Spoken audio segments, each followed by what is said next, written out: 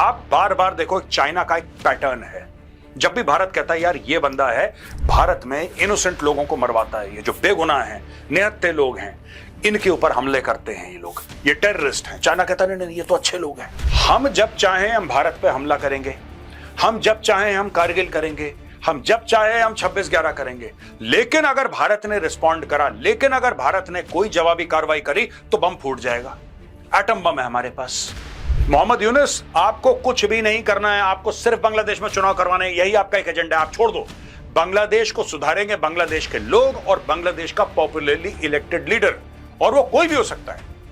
India को ऐसा कर देंगे, इंडिया को वैसा कर देंगे, इंडिया का 7 सिस्टर जो है नॉर्थ ईस्ट, उनको हड़प लेंगे, उनको अपने अंडर कर लेंगे, ये कर लेंगे। अच्छा जापान थोड़ा सा पैसा दे दो यार।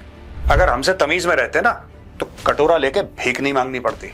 मोहम्मद यूनुस तुमको ये कह रहा है भारत साजिश कर रहा है, अरे बेवकूफ आदमी, मना कर दे। मोदी जी को चिट्ठी लिख, dear Mister Modi, your money is not required, thank you very much.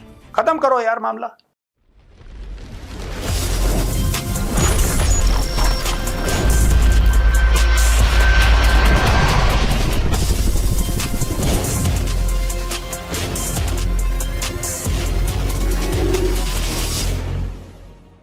जय हिंद दोस्तों, मैं हूं मेजर गौरव आर्य और आप देख रहे हैं द चाणक्य डायलॉग्स। पीछे खड़ा है चीन, इसका क्या मतलब है? पीछे खड़ा है चीन।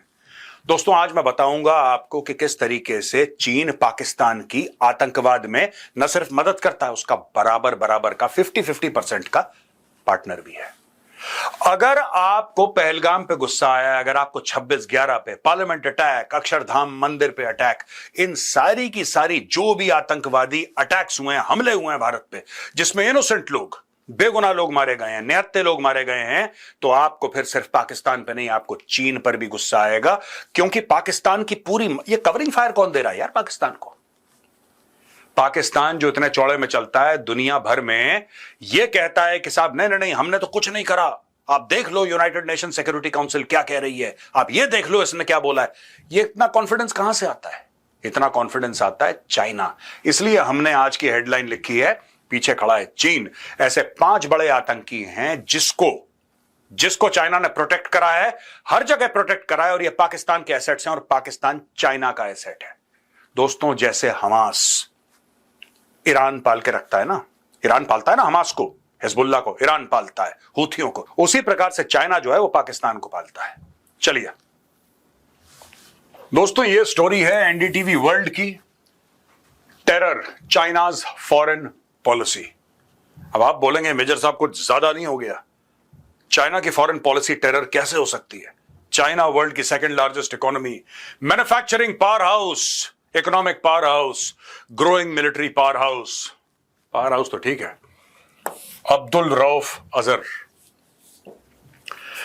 1999 IC-814 hijacking, 2001 parliament attack, 2016 Pathankot attack. China blocked India's request for UN sanctions on 5 Pakistan based terrorists. जब भारत ने बोला कि यूनाइटेड नेशंस सैंक्शन करे, सिक्योरिटी काउंसिल जो होती है जिसमें कि चाइना एक परमानेंट मेंबर है, 5 परमानेंट मेंबर हैं दोस्तों, अमेरिका, रशिया, चाइना, फ्रांस और यूके, ये 5 परमानेंट मेंबर हैं, और इन 5 के 5 की जरूरत है किसी को सैंक्शन करने की। अगर एक भी इसमें से डिफर करता है, एक भी ये बोलता है कि नहीं हम अग्री नहीं करते, तो मामला फिर ठप हो जाता है। पाकिस्तान ने इसका फायदा उठाया है, 2025 में मारा गया ऑपरेशन सिंदूर में, ठीक है। अब्दुल रऊफ अजहर, ये जिसके पीछे वो पाकिस्तानी फौजी खड़े थे, ये जर्नल वर्नल कर्नल इनके जो भी थे पाकिस्तानी फौज के, जो कह रहे थे कि पता नहीं क्या हो गया, हमारा कायदे आजम मर गया, जिन्ना टाइप का कोई, जो छातियां पीट रहे थे, वही है ये। जब भारत ने बोला यूनाइटेड नेशन सिक्योरिटी काउंसिल को कि भैया इसके ऊपर आप सैंक्शन करो, तो ब्लॉक कर दिया। दूसरा, साजिद मीर 26/11 के अटैक में ये शामिल था, प्लानिंग में, फाइनेंसिंग में, डायरेक्शन में। Pakistan declared him dead. जब पाकिस्तान के ऊपर बहुत प्रेशर आया तो पाकिस्तान ने बोला मर गया ये, तो साजिद मीर है ही नहीं, निपट गया ये। इनको ऐसा लगा कि झूठ बोल के प्रेशर कम हो जाएगा, बाद में पाकिस्तान ने मान नहीं जिंदा है ये, तो ये जिंदा है। तीसरा, अब्दुल रहमान मक्की, ये भी खत्म हो गया 2024 में। नायब अमीर था ये एलईटी का, नंबर 2, लश्कर तैयबा का, इसका भी चाइना ने ब्लॉक कर दिया जब भारत ने रिक्वेस्ट करी यूएस सैंक्शंस। इसका भी ब्लॉक कर दिया लश्कर तैयबा।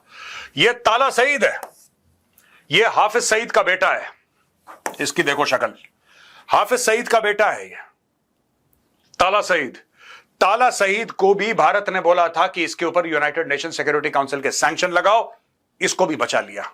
और शाहिद महमूद रहमतुल्लाह, डिप्टी चीफ ऑफ फलाह इंसानियत फाउंडेशन एलईटी फ्रंट, इसको भी चाइना। अब देखो ना, आप बार बार देखो, चाइना का एक पैटर्न है, जब भी भारत कहता है यार ये बंदा है भारत में इनोसेंट लोगों को मरवाता है, ये जो बेगुनाह हैं, निहत्थे लोग हैं, इनके ऊपर हमले करते हैं ये लोग, ये टेररिस्ट हैं, चाइना कहता नहीं नहीं ये तो अच्छे लोग हैं, आपके पास क्या प्रूफ है, आपके पास सबूत क्या है, राइट?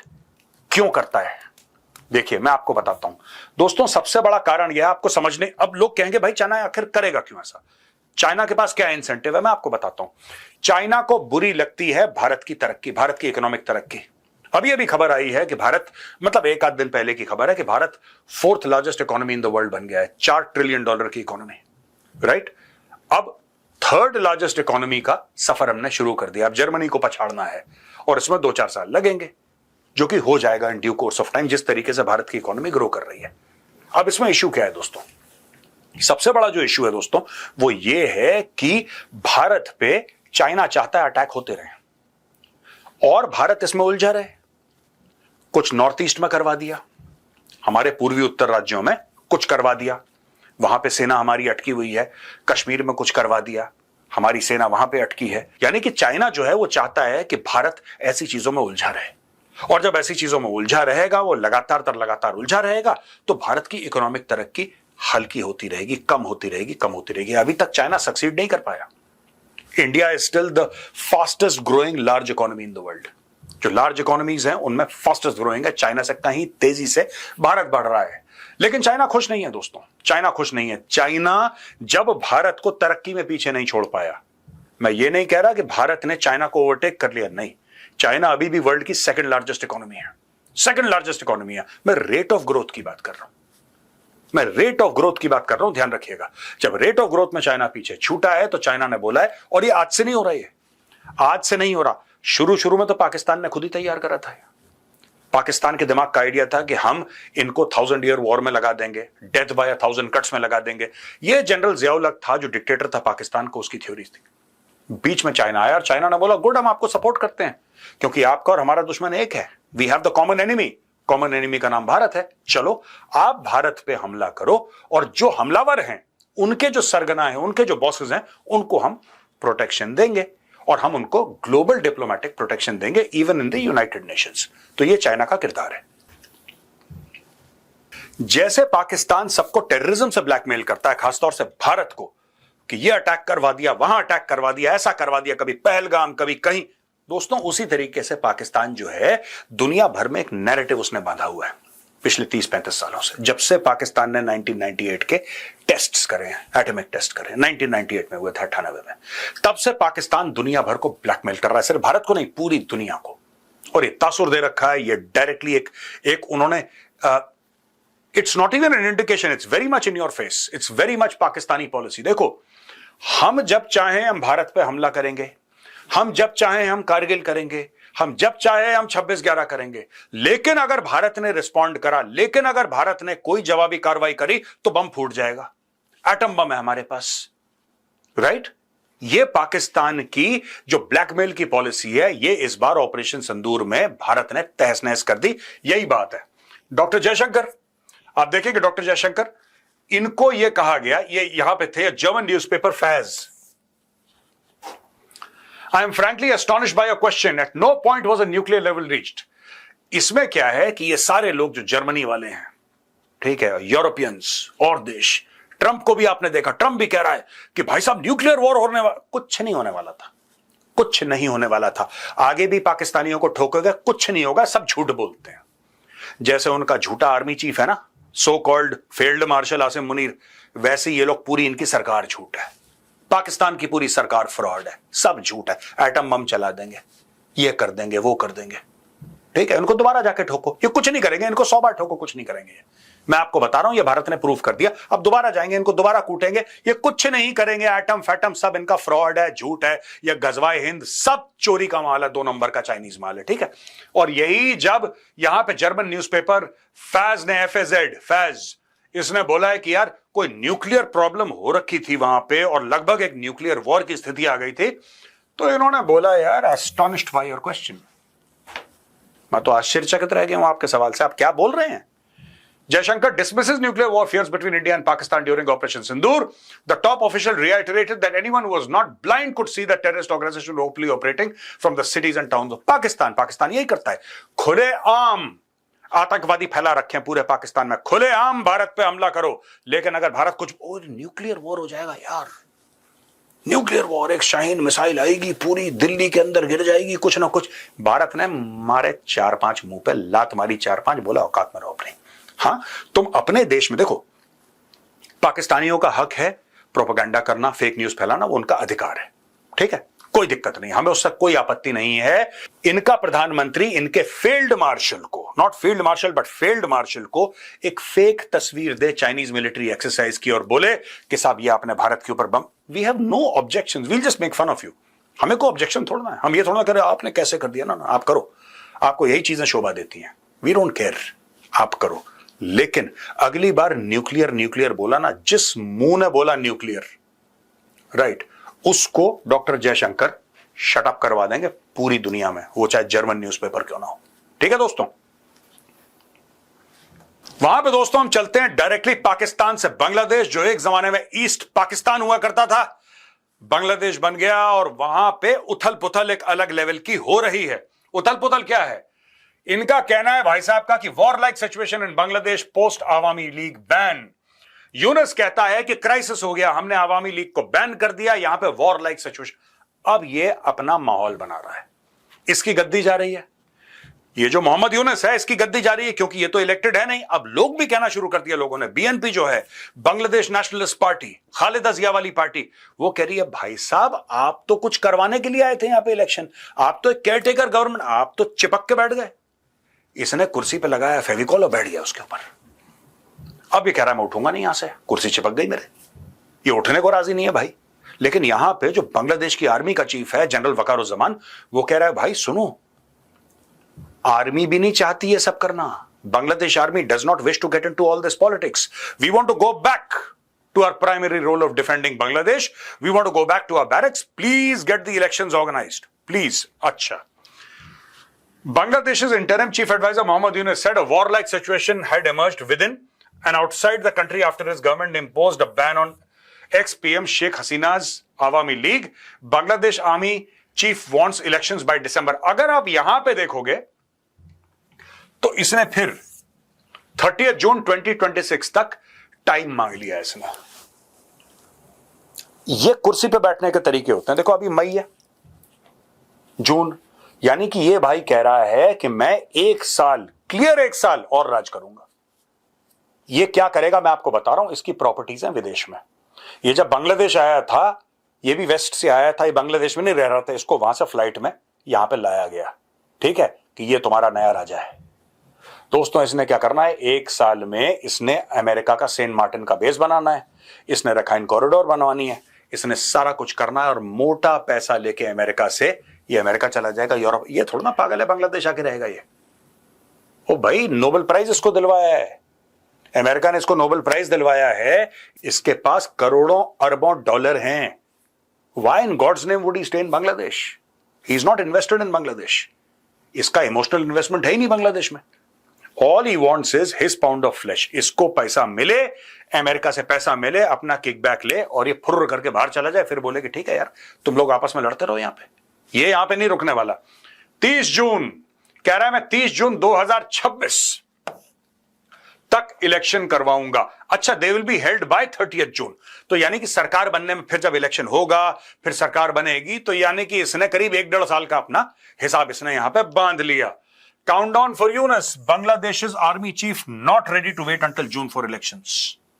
साफ मना कर दिया, यही चीज हमने यहां पे बोली है। वो कह रहा है इसी साल कराओ चुनाव, बहुत हो गया तुम्हारा। ये कह रहा है नहीं, बांग्लादेश में कई सिस्टमिक प्रॉब्लम्स हैं, मुझे सारी प्रॉब्लम, मैं मोहम्मद यूनुस की बात कर रहा हूं, ये कह रहा है बांग्लादेश में बड़ी सारी प्रॉब्लम है, हमें प्रॉब्लम दूर करनी पड़ेगी, हमें ये प्रॉब्लम नहीं चाहिए और हमें प्रॉब्लम ठीक करनी ठीक तुम करोगे? ठीक वो करेगा जिसको वोट मिलेंगे भाई।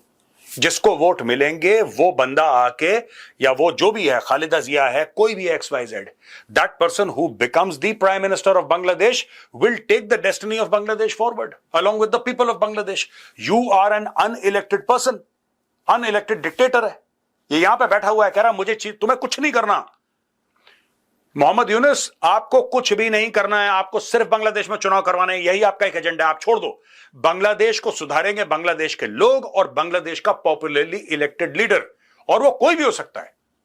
एज एन इंडियन मैं बोल रहा हूं, वो प्रो इंडिया हो, एंटी इंडिया हो, कोई फर्क नहीं पड़ता, as long as he has the trust and the respect of the Bangladeshi people. Majority लेकर आए, बैठे कुर्सी पे, बांग्लादेश की किस्मत आगे बढ़ाए। तुम कौन हो बीच में बोलने वाले भाई? अनइलेक्टेड आदमी बैठ गया वहां पे, किसने तुम्हें स्थापित करा वहां पे? किसने तुम्हें विराजमान कराया कुर्सी पे? तुम हो कौन? और आज की तारीख में खुद के आर्मी चीफ के खिलाफ ये भाई साहब दंगे फसाद करवा रहे हैं पूरे बांग्लादेश में, और ऐसी ऐसी रेडिकल इस्लामिस्ट पार्टीज को ये सामने मैदान में ला रहे हैं जो ये कह रही है कि इलेक्शन क्या होता है, इलेक्शन जरूरी भी होते हैं, वो तो इंडिया में होते हैं इलेक्शन। कहने की बात यह है कि एक नॉन मुस्लिम कंट्री में जो हो रहा है वो बांग्लादेश में क्यों हो? ये भाई साहब चाहते ही नहीं इलेक्शन हो। मैं आपको आज बता रहा हूं, बड़ी जिम्मेदारी के साथ आप ये वीडियो सेव कर लेना। Mohammad Yunus does not want elections in Bangladesh, ये झूठ बोल रहा है। इसका बस चलेगा कोई इमरजेंसी ये पता क्या करेगा, अगर इसको कारण मिल जाए, इसको जस्टिफिकेशन मिल जाए, ये सीधा का सीधा ना भाई ने ये बोलना है कि अब चलो 2030 में देखते हैं इलेक्शन, अभी बांग्लादेश में बहुत काम बाकी है। He is that sort of a character, he does not want elections in Bangladesh. यहां पे दोस्तों, Bangladesh will seek 1 billion from Japan as budget support. Bangladesh को चाइना ने दिखा दिया ठेंगा। अमेरिका ने बोला सोच के बताते हैं, अभी टाइम वाइम नहीं है, बिजी है, कहीं चाय कॉफी पीने जाना है। अब ये छटपटा रहा है। ये देखिए साहब, Japan is funding more than 70 projects including major ones like the 3rd terminal of the Dhaka airport, Matarbari deep sea port and metro rail. अभी तक टोटल ऑफ 24.72 बिलियन जापान ने प्रोवाइड करे हैं, split between grants and loans. आप मान के चलिए इसमें आधा, तकरीबन 25 अरब डॉलर पकड़ लीजिए, 25 बिलियन डॉलर्स, इसमें लगभग इवनली यानी कि 50-50% है, इसमें ग्रांट भी है, इसमें लोन भी है। यानी पाकिस्तान के नक्शे कदम पे चल रहा है पाकिस्तान का बेटा। पाकिस्तान से निकला था ना बांग्लादेश, बिल्कुल उसके नक्शे कदम पे चल रहा है, छोड़ना नहीं किसी को, ना IMF को छोड़ना, ना वर्ल्ड बैंक को। चाइना मना कर रहा है, कोई बात नहीं, अमेरिका मना कर रहा है, नो प्रॉब्लम, एक काम करते हैं जापान को पकड़ लेते हैं, पकड़ लो उसको, पैर पकड़ लो जापान के। अब ये देखो, Yunus to visit Tokyo May 28 to 31, May 28 से लेकर 31 तक ये विजिट करेगा टोक्यो। टोक्यो में फिर से ये पैसे मांगेगा, सीक 1 बिलियन फ्रॉम जापान, और चाहिए इसको एज बजट सपोर्ट। तुम्हें बजट सपोर्ट क्यों चाहिए? मैं बताता हूं उनको बजट सपोर्ट क्यों चाहिए। क्योंकि इनका ढोल बज गया इकोनॉमी का, राइट। इंडिया को आंखें दिखानी है, जो रेडिकल इस्लामिस्ट पार्टी हैं उनका मन जीतना है, इंडिया को ऐसा कर देंगे, इंडिया को वैसा कर देंगे, इंडिया का 7 सिस्टर जो है नॉर्थ ईस्ट, उनको हड़प लेंगे, उनको अपने अंडर कर लेंगे, ये कर लेंगे। अच्छा जापान थोड़ा सा पैसा दे दो यार, ये है इनकी फॉरेन पॉलिसी। अगर हमसे तमीज में रहते ना तो कटोरा लेके भीख नहीं मांगनी पड़ती मोहम्मद यूनुस तुमको।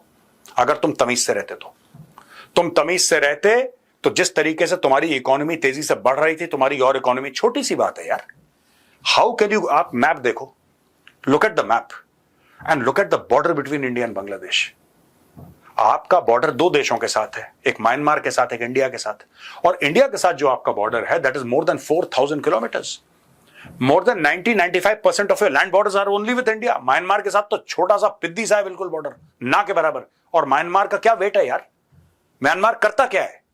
क्या चीजें वो एक्सपोर्ट इंपोर्ट कर सकता है, आपकी ट्रेड में कैसे मदद कर सकता है?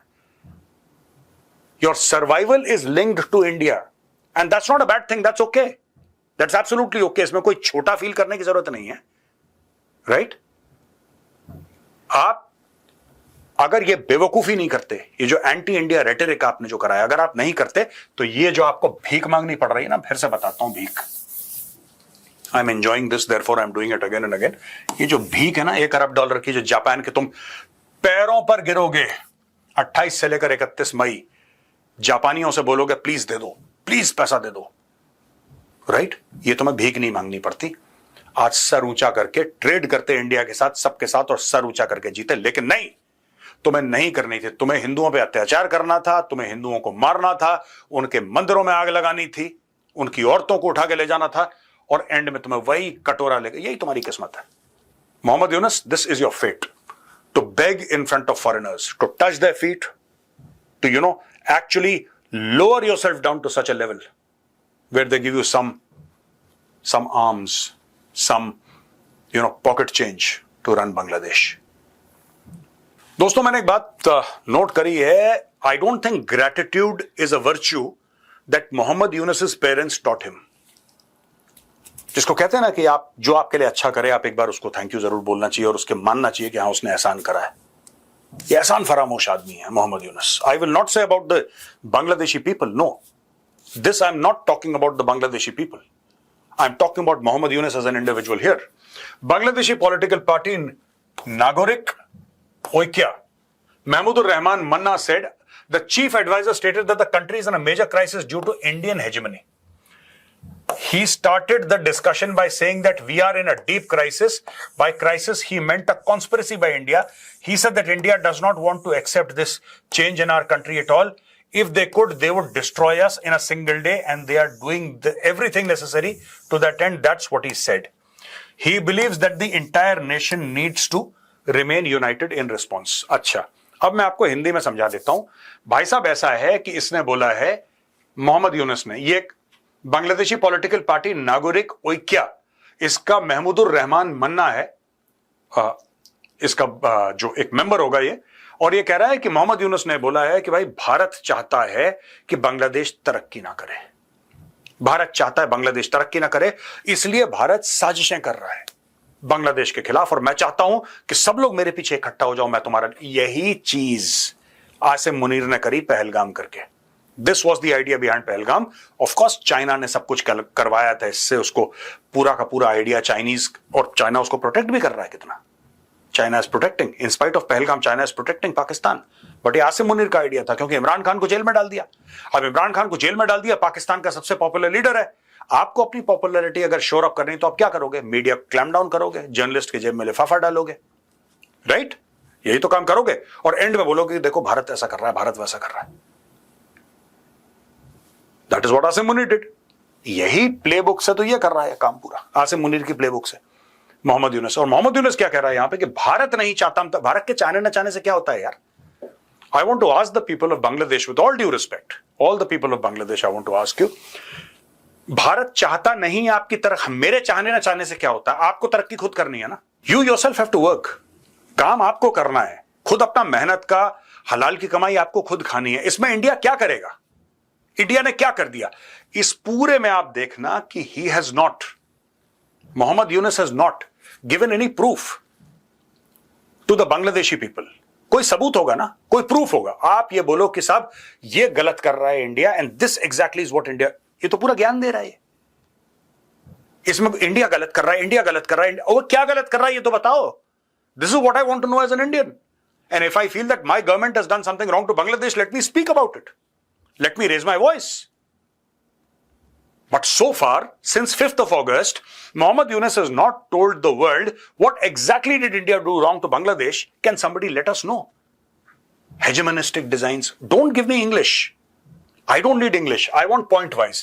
1, 2, 3, 4, 5, 6, 7. These are 7 things that India has done against Bangladesh. Please let me know. What has India done?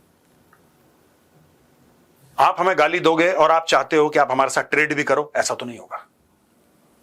ऐसा नहीं होगा।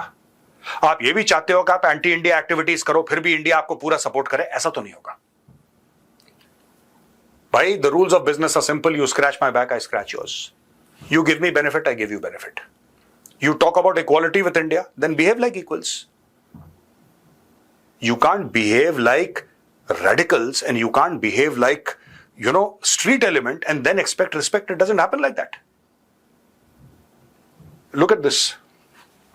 2019-2020 में भारत ने 200 करोड़ दिए बांग्लादेश को, 2020-21 में 200 करोड़, 21-22 200 करोड़, 22-23 300 करोड़, बाकी 23-24 120 करोड़, 120 करोड़।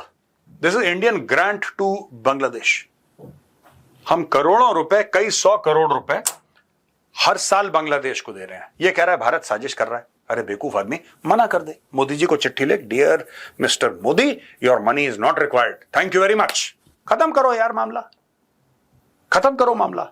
एक बार टंटा काटो, स्टोरी खत्म करो। नहीं चाहिए मोदी जी आपका पैसा, भारत का पैसा नहीं चाहिए हमें, हम खुद कमा लेंगे। लेकिन किस मुंह से बोलेगा? ये तो खुद जा रहा है जापान भीख मांगने के लिए। शर्म नहीं आती इस आदमी को, शर्म नहीं आती। Again, not against the people of Bangladesh. I'm talking about Mohammed Yunus as an individual who's sinking that country very fast. आपकी कंट्री प्रोग्रेस कर रही थी, ठीक है, आपने बोला शेख हसीना खराब है, कोई बात नहीं। If the people of Bangladesh say that Sheikh Hasina is bad, you've removed her, good, excellent, whatever the people want.